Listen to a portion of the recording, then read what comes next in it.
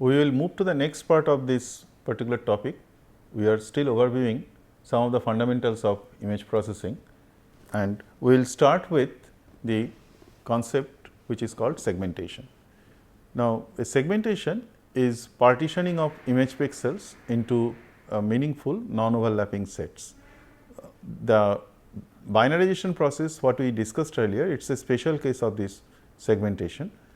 In that case, we have only two such sets that we discussed. One is of the background, another one is foreground, but it could be extended to groups of pixels which are more than two levels. For example, we can consider a multi-level thresholding scheme. In the previous case, we have just only single thresholds. In a multi-level thresholds, we can have more than one threshold.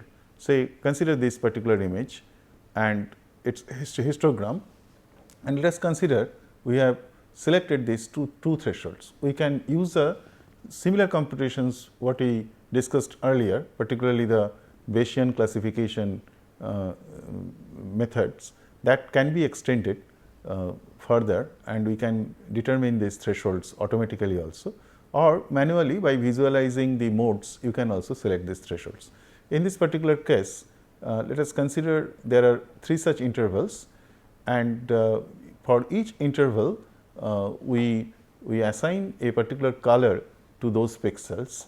There are three colors you can look at this particular image, and that is they are blue and green and yellow, and each color represents a segment of the image.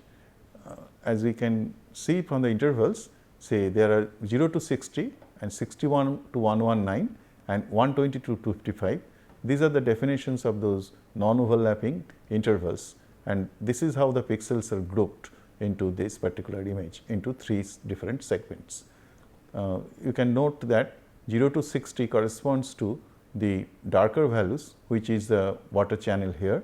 61 to 119 is the middle values, usually these are the points which corresponds to this interval, and 120 to 255 they are the brighter values, and they corresponds to the yellow portions of the image. So, this is the blue zone, this is the green zone, and this is the yellow zone. So, one of the tasks of segmentation, even after segment grouping the pixels into different intervals, that is still remaining, and that is called component labeling. So, in this case we need to also partition the image pixels in the plane itself. So, it is a connected image pixels into meaningful non-overlapping sets. That is what is our objective. So, there we can use various neighborhood definition to define this connectedness. For example, we can consider the 4 neighborhood definition or 8 neighborhood definition in this respect. Say 4 neighbors are defined in this fashion. So, given a pixel, these are the positions of the neighboring pixels, and out of them these are the pixels which are called 4 neighbors. Suppose this is a location x and y, this is a coordinate location. So, this could be x, this should be x plus 1 y. So, this is its right neighbor. Similarly, x minus 1 y, this is its left neighbor, x y plus 1 its top neighbor, x y minus 1 its its bottom neighbor. So, these are the 4 neighbors of this pixel, and this neighborhood is called 4 neighborhood. Whereas, if I consider also the diagonal pixels, diagonal positions are also their neighbors. So, then this definition is an 8 neighborhood definition. So, you can have different such neighborhood definitions, and accordingly this connectivity will be also defined between two pixels. So, let us discuss a particular case when you want to get the components preserving the 8 connectivity of pixels. So, let us take this particular example. So, this is a small image, and each pixel value is represented by these numbers. So, this is a 4 by 4 image, for example. So, what we do, we can form a graph with edges between neighboring pixels having same levels, which say you consider every pixel is a node of this graph, and you form the edge when their neighbor, the neighbors have the same pixel values. So, for example, this is 20, 20, 20, 20. So, you can see that all these pixels, they form edges among between themselves, and similarly we can form edge between 50, 50 and these pixels in this form, and also say for 100, 100 this is the edge.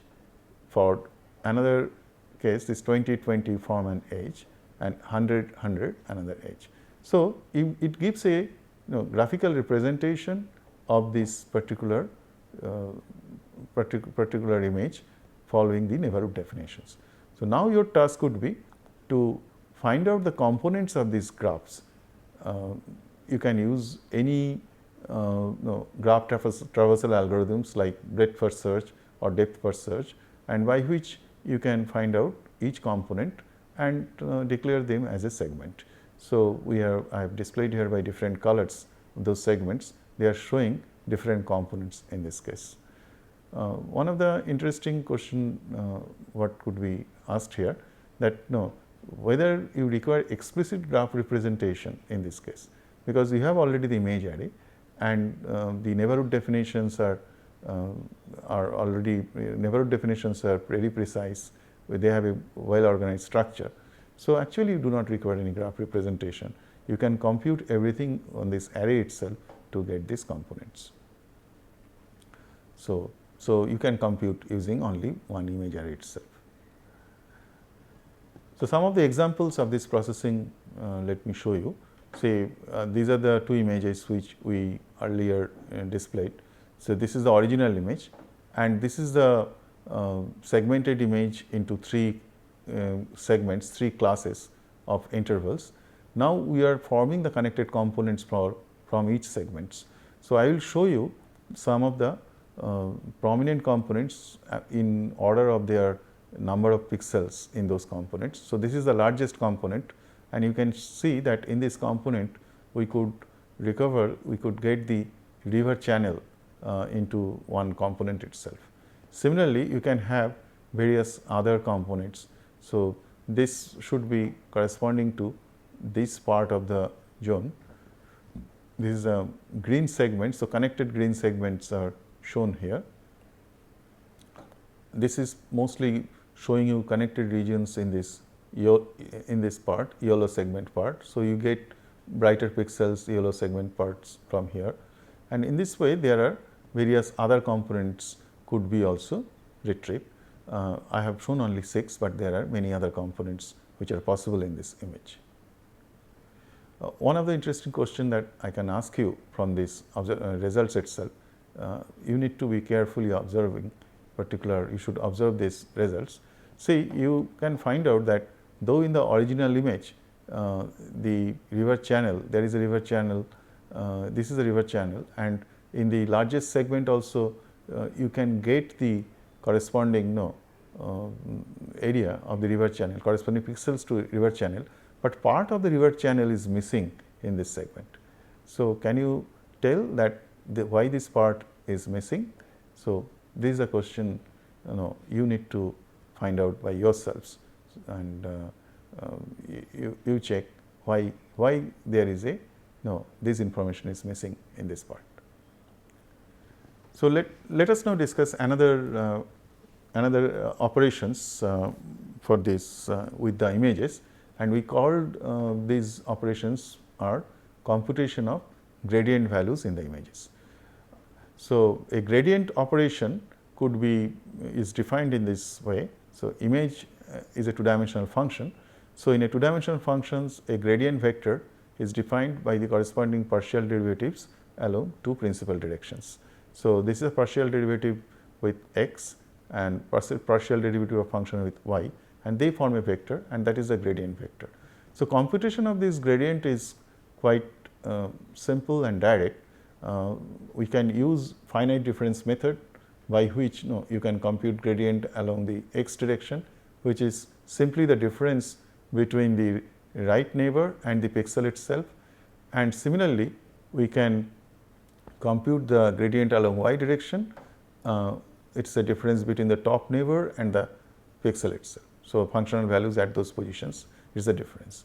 So, with these simple computations you can compute these gradients and you can get the gradient vector. These computations let me discuss in a more general framework. There is a motivation behind this that would be understood later on. Let us consider that these difference operations would be performed by a computation with mask. So, let us define a mask. In this case it is a mask of 1 into 2 elements. Mask is a kind of array. In this case it happens to be one dimensional array. So, the dimension is that there are you can say there are 2 rows and number of column is 1 in this case, and these values in the mask they represent the weights. So, what you need to do for computing the gradient along the vertical direction, you place this mask at every pixel positions. So, one of the points in the mask is corresponds to the central pixel positions, and that is shown here by this particular coordinate x y. So, you are placing this mask in the x y positions, and then what you are doing, you are performing the computation. So, we are performing the weighted sum of the pixel values of the corresponding with its neighbors where this mask is also present. So, once you place a mask here x y, so this should be multiplied by -1, then the functional value at x y plus 1 should be multiplied by 1. So, effectively if you take the sum, that would be the difference between these two values. So, the algorithm for this mask would be that you scan the image top to bottom and left to right, then at every point x y place the mask and compute this weighted sum, which means that as I mentioned that you multiply the weight with the corresponding functional value at those locations, and then you take the addition, take the sum of them, and that would give you the weighted sum, and then you replace the central value by this weighted sum. So, in this way you can compute the differences, finite differences along the vertical directions. Same computations can be carried out with this mask also, which computes that difference along the horizontal directions. So, to generalize this computation for making a robust gradient computation, what we can do, instead of computing the difference only with the right neighbor or top neighbor, we can consider a neighborhood region and find out the statistics of these finite differences in that region and take the mean of those mean of that distribution. So, in this case particularly, say we are representing the mask value. So, we are taking a 3 cross 3 mask, and this is the central positions, these x y positions. So, with respect to this position,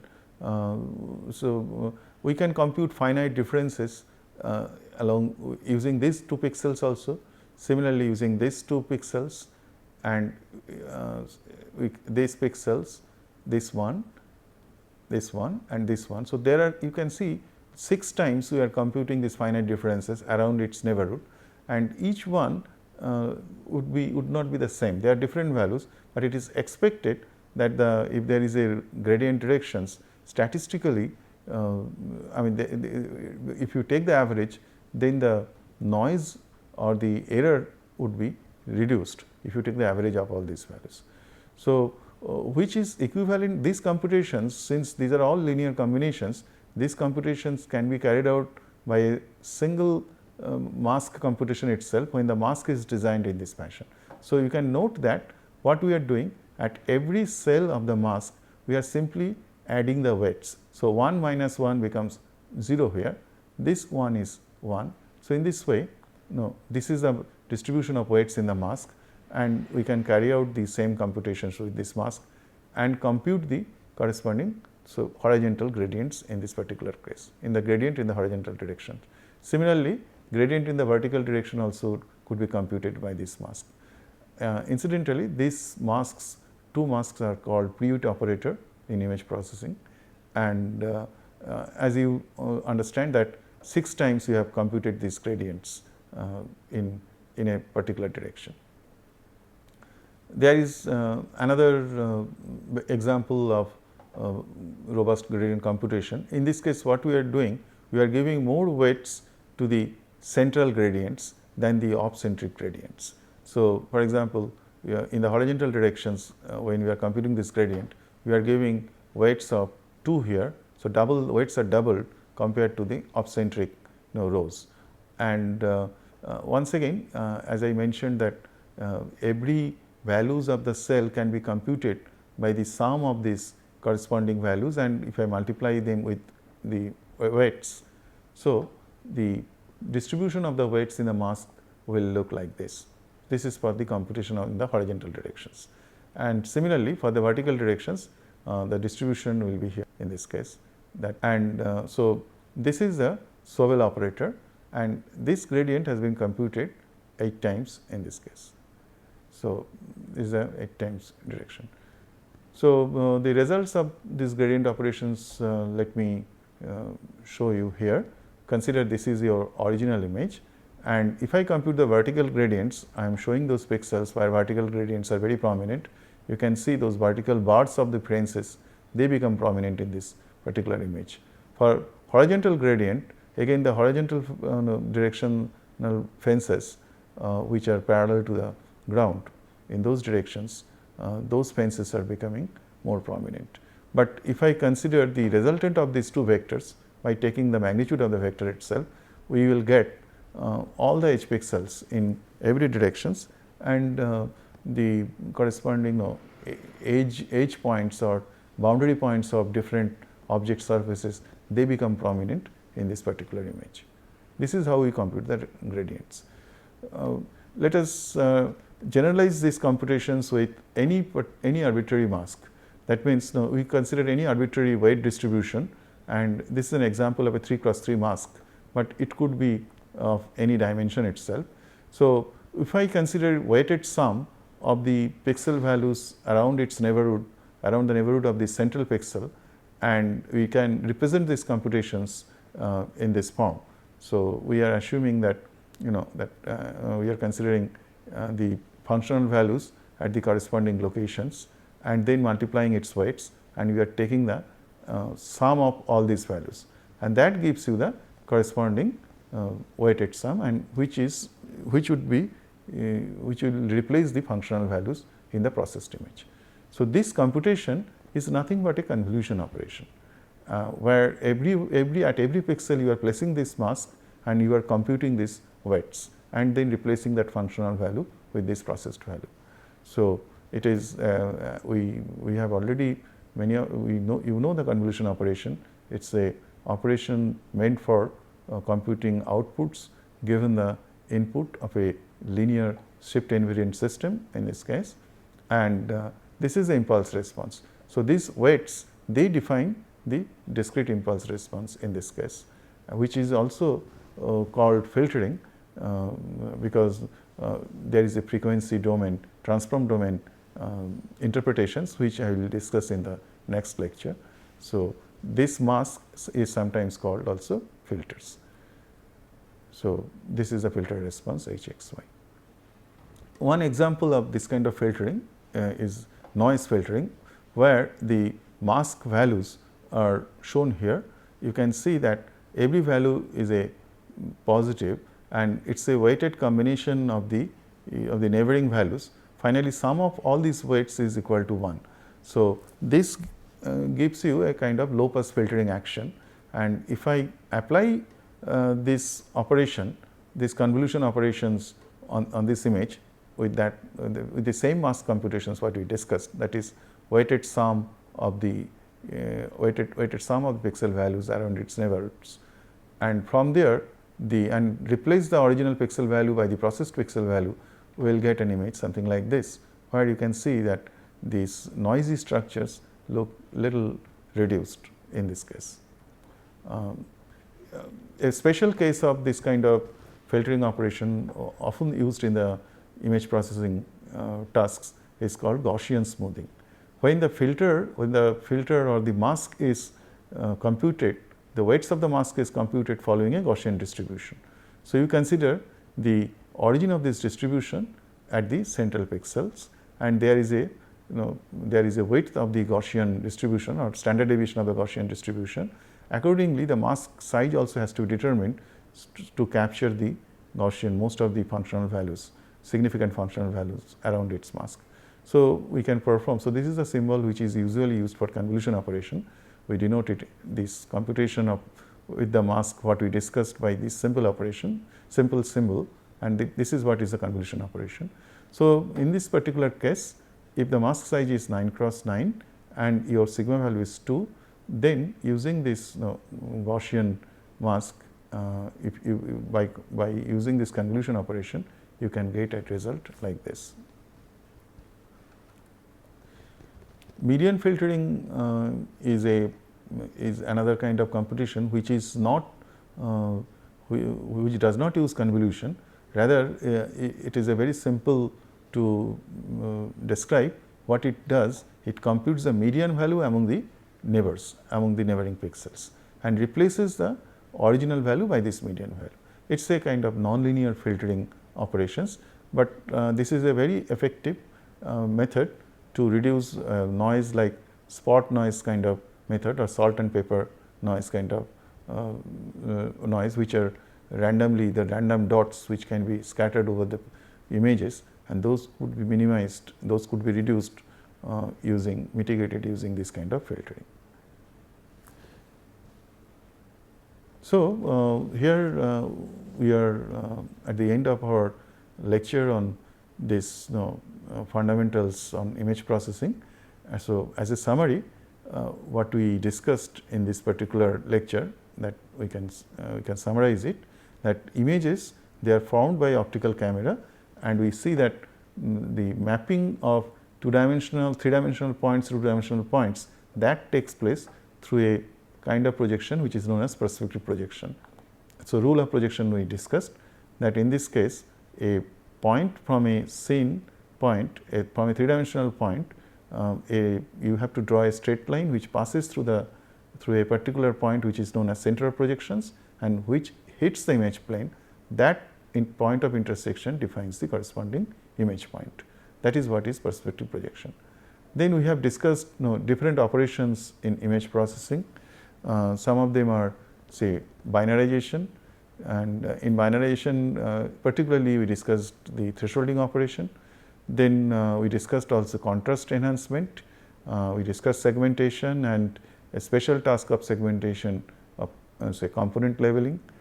We also discussed gradient computation, where we have discussed how edges could be computed, and convolution operations.